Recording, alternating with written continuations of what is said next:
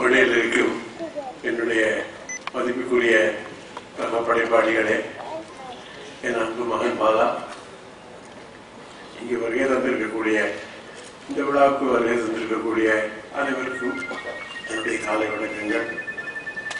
குமார் இந்த படத்தின் இயக்குனர் என்னோடு ஒரு படத்தில் வேலை செய்திருக்கிறார். சதில் லீலாவதி என்று கமல் அவர்கள் தயாரித்த படம். ஜி.என். ரங்கராஜன் அவர்களுடைய புதல்வர் குமார். கமல் தரப்பில் குமார் எனக்கு தரப்பட்டார். எனவே சதில் லீலாவதியில் அவர் என்னோடு பணியாற்றி இருக்கிறார். அந்த வகையில் குமாருடைய நான்காவது படம் நினைக்கிறேன், மூணாவது படம் இது. ஹரிதாஸ் என்று ஒரு பெயர் வைத்திருக்கிறார். ஹரிதாஸ் என்று ஒரு படம் வந்ததாக நான் படித்திருக்கிறேன். தமிழ் சினிமாவின் முதல் super star M. K. Thyagaraja Bhagavathar நடித்த ஹரிதாஸ் என்ற படம் 100 நாட்களுக்கு மேல் ஓடி சாதனை படைத்த படம் என்று கூட படித்திருக்கிறேன், பார்த்ததில்லை. அந்த பெயரை வைத்து இப்பொழுது ஒரு படம் எடுக்கப்பட்டிருக்கிறது. இது ஒரு தகப்பனுக்கும் மகனுக்குமான உறவை சொல்லும் படம் என்று அறிகிறேன். தகப்பனுக்கும் மகனுக்குமான உறவு என்பது ரொம்ப பிரத்யேகமான ஒரு உறவு, ரொம்ப ரொம்ப பிரத்யேகமான ஒரு உறவு. எனக்கும் என் தந்தைக்குமான உறவு ரொம்ப பிரத்யேகமான ஒரு உறவாக இருந்தது. என்னுடைய தகப்பனார் தான் எனக்கு தமிழ் சொல்லிக் கொடுத்தார். என்னுடைய தகப்பனார் தான் எனக்கு எல்லா வகையிலும் ஆசானாகவும் மிகச்சிறந்த நண்பனாகவும் இருந்தார் என்று சொல்லிக் கொள்வதில் நான் பெருமைப்படுகிறேன். இங்கே உட்கார்ந்திருக்கக்கூடிய பாலா என்னுடைய மூத்த மகன். நான் சொல்வது ஒரு தகப்பனுக்கும் மகனுக்குமான உறவு என்ன என்பதை அவனுக்கு புரியும். ஒரு கட்டம் வரை மகனுக்கு தகப்பன் ஹீரோவாக இருக்கிறான். ஒரு கட்டத்திற்கு மேல் மகன் தகப்பனுக்கு ஹீரோவாக மாறிவிடுகிறான். அந்த தருணம் ரொம்ப பவித்திரமான தருணம், ரொம்ப கர்வம் படக்கூடிய தருணம். அந்த மாதிரி ஒரு கர்வத்தை எனக்கு பாலா கொடுத்திருக்கிறான், என்னுடைய வெற்றிவாரம் கொடுத்திருக்கிறான், என்னுடைய சீனிவாசாரி கொடுத்திருக்கிறான், என்னுடைய ராம் கொடுத்திருக்கிறான். இப்படி எனக்கு அற்புதமான பிள்ளைகளை கொடுத்த எனக்கு என்னுடைய மனமார்ந்த நன்றியை தெரிவித்துக் கொள்கிறேன். அதே மாதிரி ஒரு இந்த விழாவுக்கு இசை கதாநாயகனாக இங்கே இருக்கக்கூடிய ஆண்டனி அவர்கள், அவருடைய பாடல்களை பார்த்து அவருடைய வரிகள், அந்த இசை. ஆண்டனி, நீங்கள் கொடுத்திருக்கிற குத்துப்பாட்டில் ஒரு ஷாட் வருகிறது, அந்த பையன் தூங்கிக் கொண்டிருக்கிறார், அதுதான் அதுக்கு ரியாக்ஷனும் அவசியம் தானா என்று சிந்தித்து பார்க்க வேண்டும். நீங்கள் இது இல்லாமலே நீங்க படம் எடுக்கலாமே.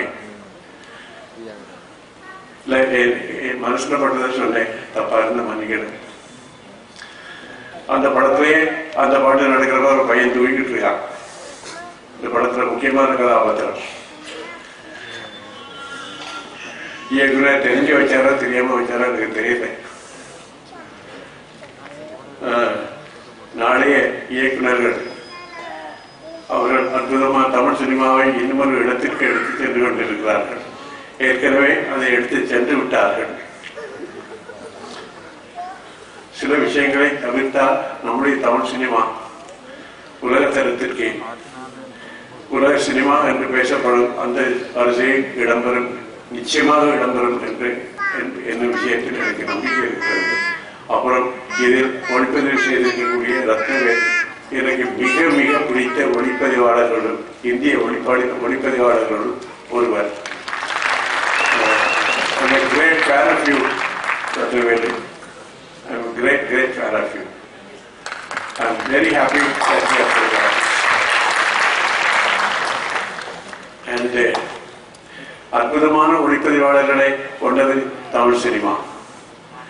பேர் சொன்னா ஒரு நோட்புக் ஃபுல்லா எழுதலாம். இங்கே பாலசுப்ரமணியம் உட்கார்ந்துருக்கா, வண்டர்ஃபுல் சினிமாட்டோகிராஃபர். எத்தனை பேர் இருக்காங்க. அண்ட் இந்த படத்துல எனக்கு ரொம்ப ரொம்ப பிடிச்ச ஒரு நடிகை நடிச்சிருக்காங்க, ஸ்னேகா அவர்கள். எனக்கு ரொம்ப பிடித்த நடிகைகள் ஸ்னேகாவும் ஒருவர். ரொம்ப ரொம்ப பிடிக்கும் எனக்கு. எனக்கு அவங்கள அருணவாய் ரொம்ப பிடிக்கும் ஸ்னேகாவை.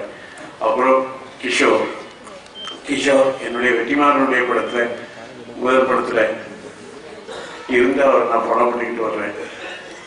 such a wonderful artist, such an intense artist. அவருக்கு குமார் அவருக்கு இந்த டஃப் கண்ட்ரோல் கொடுத்தது எனக்கு ரொம்ப சந்தோஷம். I don't think you can find, I could have found a better person than him. Kishore is such a refined, intense artist, and the intensity of an artist can be found only in the silent moment. Dialogue கொடுத்தா பேசுவாங்க, வாங்கி எடுத்துருவாங்க. ஒரு படம் பண்ணி வாங்கி எடுக்கிறதானே dialogue. ஆனா silent மூமெண்ட்ல ஒரு ஃபியூ செகண்ட்ஸ் ஹோல்ட் பண்ண முடியுமா ஸ்கிரீன்ல? அது கிஷோராக முடியும். அதனால் அவருக்கு அந்த கண்களுடைய முழு இன்டென்சிட்டியை வெளியே கொண்டு வந்திருப்பேன் நான் நினைக்கிறேன். குமார் அற்புதமான ஒரு டீமோட நீ கிளம்பி இருக்கேன். இந்த படம் அற்புதமான ஒரு படமா வந்திருக்கும் என்று நினைக்கிறேன். இது கமர்ஷியல் ரீதியாகவும் பேசப்படும் படமாகவும் அது முக்கியம். வியாபார வெற்றியாகவும் இருக்கணும், அதே சமயத்தில் மறக்க முடியாத ஒரு தமிழ் படமாகவும் இருக்கணும்.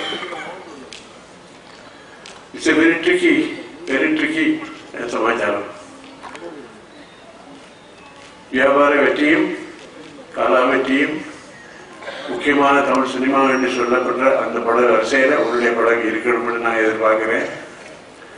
அப்புறம் எங்க டாக்டர் ராம், நீங்க எங்கிருந்து வந்தீங்க? சிங்கப்பூரா, மலேசியாவா? சுவிட்சர்லாந்துல இருந்து இங்க வந்து படம் கொடுத்துருக்கீங்க. உங்களுக்கு என்னுடைய மனமார்ந்த நன்றி. அதாவது சுவிட்சர்லாந்துல இருந்தாலும் தமிழன் தான். தமிழ் சினிமாவை நினைத்து நீங்கள் இங்கு வந்து ஒரு படத்தை தயாரித்திருப்பது, அதுவும் குமாருக்கு இந்த படத்தை நீங்கள் கொடுத்திருப்பது என்னுடைய மனமார்ந்த நன்றியை தெரிவித்துக் கொள்கிறேன். நன்றி.